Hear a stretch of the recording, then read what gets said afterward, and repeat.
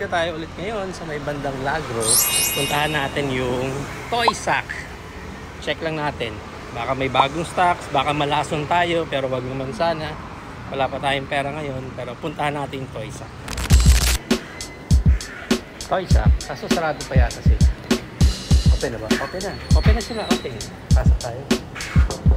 Yay! Sa Toy Sack tayo ulit with Kuya Jordan. Pag sa Toy Sack ha, si Kuya Jordan agad.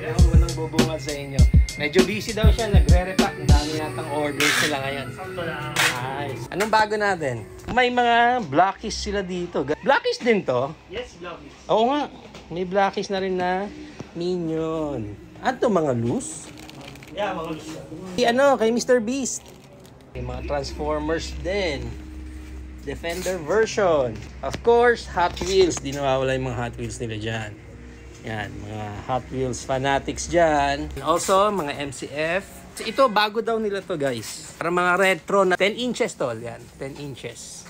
Nakalagay na dyan. Ayun, may Sabertooth, Cyclops, si Cable, Wolverine, 3,000, 3,500, 4,800. Mas mahal si Cyclops, ano? Mas mataas. 2,500 lang si Sabertooth, oh. Pero ang ganda kasi ang lalaki na nung scale. Meron pa sila ditong The Witcher, The Princess Bride. And nandito pa yung mga iba nilang stocks. Mga Monsterverse. Yan, nandito pa yung iba. And then sa baba, mga MCF na ay Batpad with Catwoman. Yan. And of course, Batman and Batraptor. Yan pa, mga How to Train Your Dragon. Oh, may Mario din. Cute. Uy, okay to. Okay to. Parang ganda ng Scorpion niya. Nalalason ako dito. Kaso 4K, masakit pa, masakit. Ito pa, ibang ano nila. Mga G.I. Joe. Yan. Ang gaganda eh. Actually, nakakalasan yung classified line nila ng G.I. Joe. Of course, may mga retro din ng mga G.I. Joe. Ito pa. Meron sila dito ng Cobra Hiss, Cobra Night Attack, 4-wheel drive yung Stinger. Yan. And of course, mga Transformers. Ito na yung mga Transformers nila.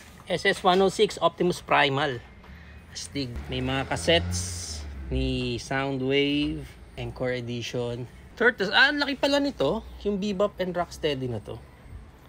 Kala ko maliit lang. May mga Turtles din sila dito. Yan. Oops, may Battle Cat. Kita. Alam nyo naman tayo pag Battle Cat. Nayayari tayo minsan dyan. Mga Masterverse. Of course, may mga retro din sila. Meron sila dito nung Terror Clone na Skeletor. And Motuk.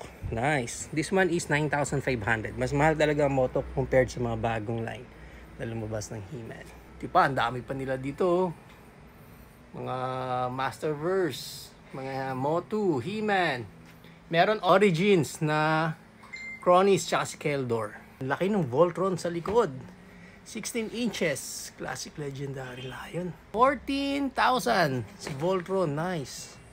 Ganda niyan. Laki. Independence Day guys. Oh. Meron din sila dun. Oh. May Avatar. Oh. Parang mini diorama yata to. That one. Ito pa yung iba nila. Thundercats. May Terminator sa likod. T-R-I-P. Ito, 1.5 yung Terminator. May mga horror sila dito. Dracula. Yan. Ano to? Spider-Man. Aunt May. 1.8 si Aunt May. Yan. May tag. Orange tag. Yan. Mga for sale din.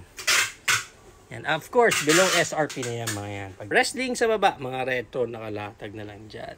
Dito pa. Mga model kits naman nila. Fantastic Four guys. Ipago.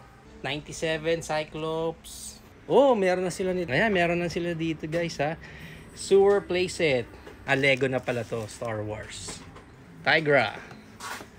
Masters of the Universe and Thundercats. Ito pa. Oh, mga retro. Ito ba yung latest? Reproduce nila? Kasi iba na yung package eh. Okay, Kuya Jordan, i-invite mo ulit sila dito sa Toy Sack. Punta lang kayo dito para check lang.